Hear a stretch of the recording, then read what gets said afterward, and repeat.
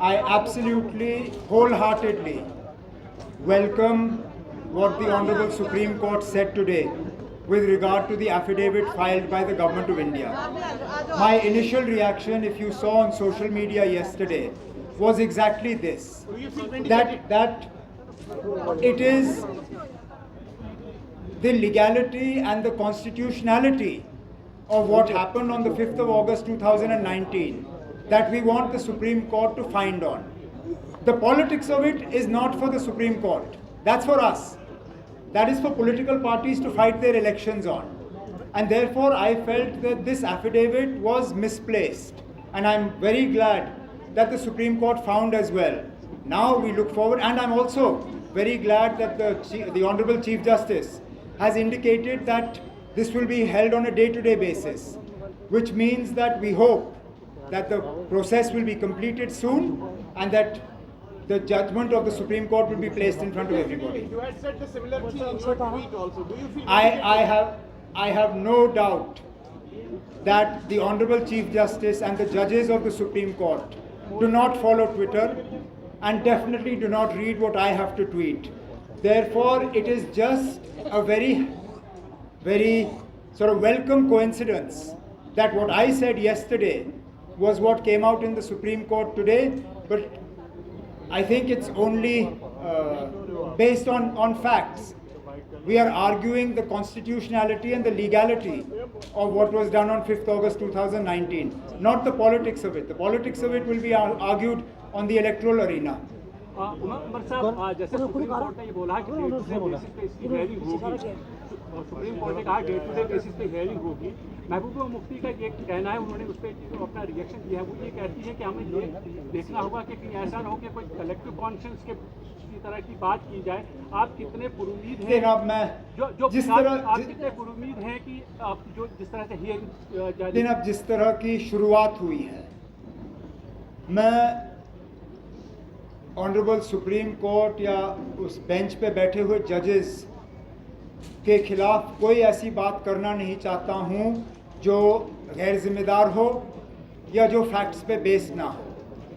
मुझे अभी तक उनके किसी भी बात से ये नहीं लगा है कि वो आईन और कानून को छोड़ के किसी और चीज़ पे बात करने के लिए तैयार है।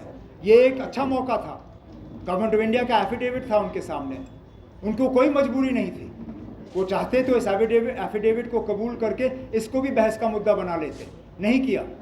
और मुझे लगता है हम सबको इसका इस्तकबाल करना चाहिए और अब हमें खामोशी से इन हियरिंग्स का इंतज़ार करना चाहिए।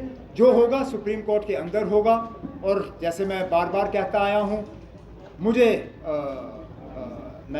लगता है कि हमारा केस जो है सबका एक मजबूत केस है और हम इंसाफ की उम्मीद करते हैं। उमर साहब, मेरे सवाल के था, मैंने ही कहा था, आपसे पूछा था कि आज आपके चेहरे पर अलग सी स्माइल दिख रही है कि सुरेंद्र चौधरी आपके साथ आके आज पार्टी को ज्वाइन किया, इसलिए आपकी ज़्यादा खुशी थी कि भाजपा को छोड़कर ज्वाइन किया। सर, अब दोनों चीज़ों को अलग तो किया नहीं जा सकता। नहीं, मैं मेरी खुशी के कई वजूहात हैं। उसमें मैं मान के चलूँ कि अगर हम ये कहें कि 40% इनके ज्वाइनिंग का है, 40% सुप्रीम कोर्ट में जो हुआ उसका है, 20% मेरे कुछ जाती चीजें हैं, उनको छोड़। भाजपा हमेशा कहती थी एनसीपीडीपी और कांग्रेस को कि इनमें परिवारवाद चलता है, पर आज सुरेंद्र चौधरी जी ने भाजपा पर सवाल खड़े कर दिए कि परिवारवाद और करप्शन भाजपा में ही चलता है। कोई ऐसी पार्टी नहीं है मां सिवाय शायद लेफ्ट पार्टी को छोड़ के जिसमें परिवारवाद नहीं चलता है। बीजेपी में भी सीनियर लीडरों ने अपने बेटों को बेटियों को कहीं ना कहीं एडजस्ट किया है। अब फर्क सिर्फ इतना है कि हम इस चीज़ को छुपाते नहीं हैं, हम इस चीज़ को कबूल करते हैं। हम कहते हैं ना, हम एक खानदान से ताल्लुक़ रखते हैं। अब इसमें एतराज़ किस बात का? You said that the democracy fails to reach Jammu and Kashmir. You don't see that this is a healthy democratic sign. That Supreme Court is listening to your petition and they will be deciding on that basis on day-to-day basis. Is this in democracy? Supreme Court is in Delhi. Democracy is functioning in Delhi. Democracy is functioning in the rest of the country. Democracy is not functioning in J&K.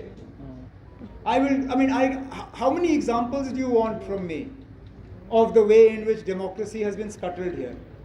Absence of assembly elections, one. Singling out J&K for delimitation of parliamentary seats, where it hasn't happened in the rest of the country. Two, the way in which the DDC election results were actually rigged by withholding the election to the chairperson post so that they could influence DDC members to go against the mandate that they had actually got from the people. The way in which anti-defection laws are not applied to DDCs and BDCs. This is all a concerted effort to destroy democracy.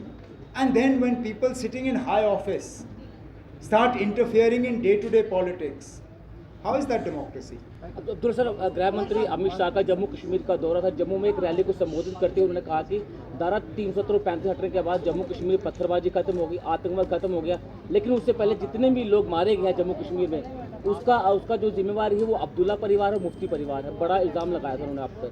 ठीक है ना, 1 minute के लिए मानते हैं ना हम जिम्मेदार हैं। 2014 के बाद जो लोग मरे उसकी जिम्मेदारी किसको?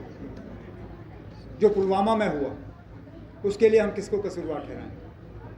जो रजौरी में हुआ, डीजी में, जो बुद्धल में हुआ, उसके लिए कौन कसूरवार है? मैं, जो मेरा कसूर है वो मैं मानता हूँ, मैं अपने जिम्मे लेता हूँ। ठीक है जी, आप मुझे कसूरवार ठहराते हो, मैं कसूर कबूल करता हूँ।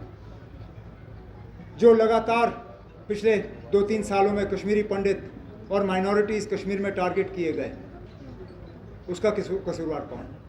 मैं हुकूमत में हूँ नहीं, ना पीडीपी है, ना कांग्रेस है। तो जहाँ आप हमें कसूरवार ठहराते हो वहाँ पे आप हमें ये भी बताइए, जो पुलवामा में हुआ, कितने लोग मरे पुलवामा में? 40? उसके लिए कसूरवार कौन? उसी आप बताइए हमें, और कोई नहीं। हम अपना कसूर जो है वो कबूल करते हैं। आप ये बताइए कि उन कत्लों के लिए कौन कसूरवार? एलजी साहब, DG, chief secretary, army commander, chief of army staff, कोई ना कोई तो कसूरवार है, क्योंकि हम हुकूमत में है नहीं। बताएं कौन, हम भी सुनना चाहते हैं। सर, भाजपा वाले कहते सर, प्रधानमंत्री नरेंद्र मोदी ने हाल ही में आप पर व्यक्तिगत हमला किया। उन्होंने कहा कि अगर अब्दुल्ला परिवार का भला चाहिए तो उनको वोट कीजिए, अगर अपने बेटों और बच्चों का भला चाहिए हमें कीजिए। आपको लगता है ये जो नहीं, सॉरी, एक बार फिर बताइए, क्योंकि ये मैंने प्रधानमंत्री का सुना नहीं था। ने आपके ऊपर व्यक्तिगत हमला किया। It's a personal comment on your family. He said कि अगर आपको अब्दुल्ला परिवार का भला करना है तो अब्दुल्ला परिवार को वोट कीजिए, यानी कि नेशनल कॉन्फ्रेंस को कीजिए, लेकिन अगर आपको अपने बच्चों को और बेटों को करना है तो आप हमें कीजिए। अब ये पर्सनल कमेंट की जो पॉलिटिक्स प्रधानमंत्री कर रहे हैं उसको मुझे कोई गिला नहीं है इससे। प्रधानमंत्री बहुत बड़े आदमी हैं, उम्र में भी मुझसे ज़्यादा हैं। वो जो भी हमारे बारे में कहना पसंद करें, मुझे कोई एतराज़ नहीं है, वो करें। उमर साहब, और मैं उनकी बात में ये टिप्पणी नहीं करूँगा। सिर्फ इतना कहूँगा कि अगर यही है तो प्रधानमंत्री साहब इलेक्शन बुलाएं। हम देखते हैं लोगों को क्या भला, किसका भला चाहिए। आप लोगों को मौका ही नहीं दे रहे हो। लोग उसमें फैसला करेंगे उनको किसका भला चाहिए। इलेक्शन कराइए, नतीजा आपके सामने होगा।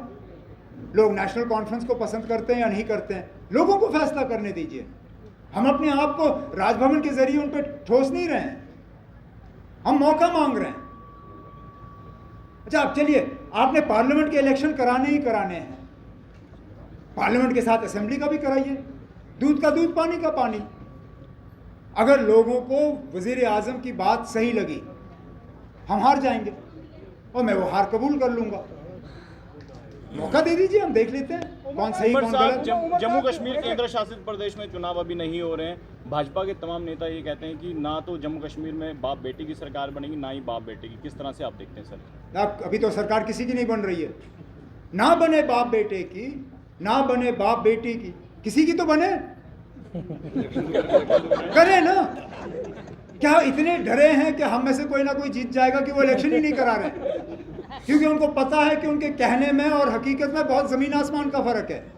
मैं आज आपसे दावे से कह रहा हूँ अगर आज अभी इलेक्शन बुलाए जाते हैं, बीजेपी 10 नंबर क्रॉस नहीं करेगी। ये कहते हैं 50 पार। तो करें ना। मैं थकता हूं ये कहते हुए। अगर उनका 50 पार होना है तो मतलब हुकूमत उनकी है, जीत उनकी, इलेक्शन क्यों नहीं?